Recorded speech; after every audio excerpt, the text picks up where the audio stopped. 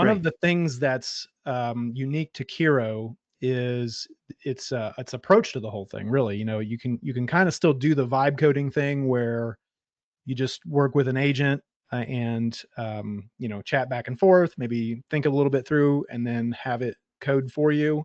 But really, what its main, I think, angle is here that separates it from the others is the idea of spec-driven development. Are you familiar with that Okay. term? Maybe. Yeah.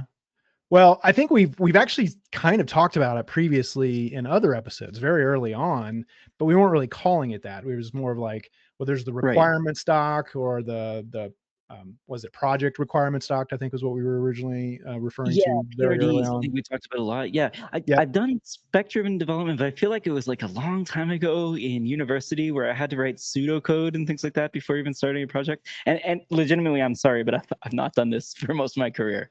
Yeah. Well, it's really just thinking through what you want to happen first before you Okay. stick the LLM onto whatever and just have it code. In that model, you create, and then as the human in the loop, we kind of come in and check the work and be like, yeah, this looks good, or maybe make a few changes here and let's iterate on it. In this approach, it's a little bit more the other direction where we're going to think it Okay. through, and you're even going to well it's going to do it for you, but it's going to create user stories and like all these different sort of Oh, cool. understandings of personas and different ways of how the app is supposedly going to be used.